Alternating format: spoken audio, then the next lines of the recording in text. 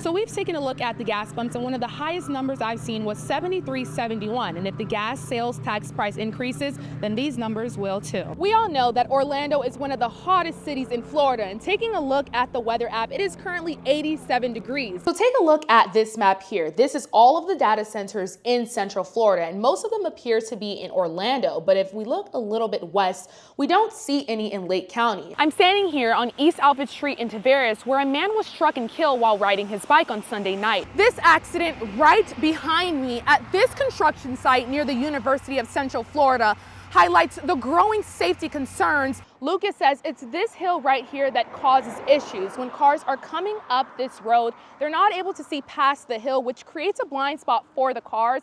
I'm standing here on Church Street in downtown Orlando, and as you can see right next to me, some businesses have already shut down. Hershey, Pennsylvania.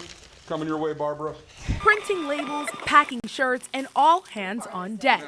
Volunteers gathered at the Sanford Welcome Center to help support sloths rescued from the sloth world crisis that made headlines just weeks ago. Investigators say more than 50 sloths died from alleged neglect, disease, and exposure tied to the Orlando attraction. Yeah, I mean, heartbreaking for us, but it's obviously worse for the sloths. Amber Babcock, owner of nonprofit Whisker Works, started her business 16 years ago, creating animal-themed craft kits for schools, zoos, and summer camps. Now, through a partnership with Sanford Main Street and volunteer Paul Williams, they're selling shirts and sloth kits to help raise money for the rescued animals. Absolutely. They can't keep them in stock here at the info center. Dan, every day, I think the first day he sold out in 20 minutes. And with more orders and hands on deck comes more money towards the sloth's recovery and care. So we have to go back and figure out all the expenses and the shipping and all the stuff. But we're somewhere between $50,000 and $60,000 raised. 13 sloths were relocated to a Central Florida zoo. Some of the remaining animals are in critical condition, and donations from this fundraiser will go directly to their care and recovery. Support has now reached more than 40 states and counting. Nobody in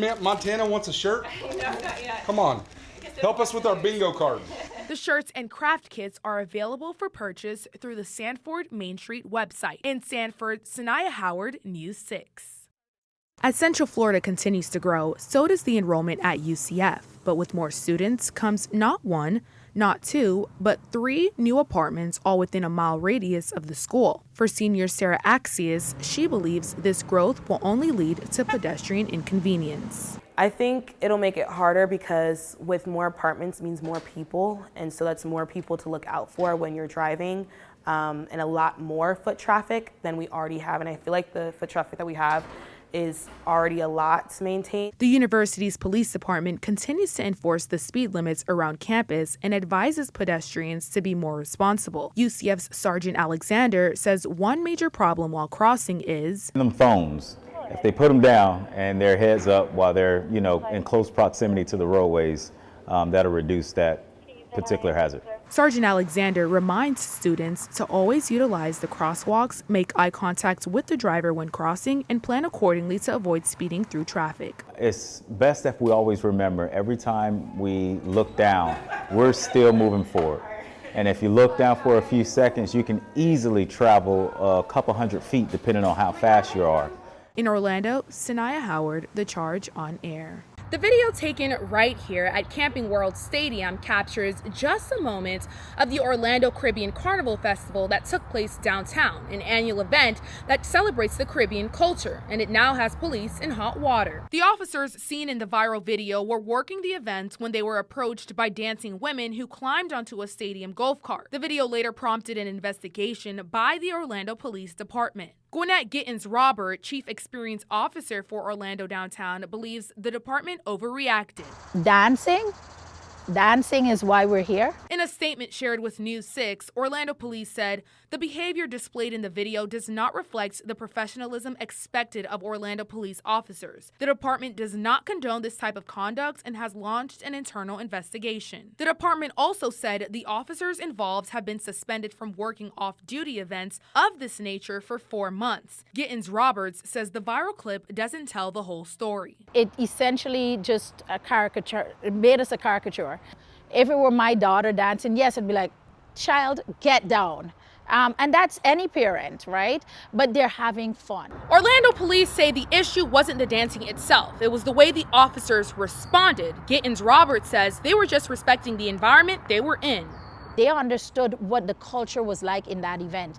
And what they were doing is they were looking at us and they were respecting what we were doing culturally. Gittins Roberts questions whether officers should have to appear intimidating while working community events. Those officers were the best we've experienced in years. I did not expect that the officers would be taken off of festival duty, because I do feel those are the types of officers who should be on festival duty. In Orlando, Sannaya Howard, News 6.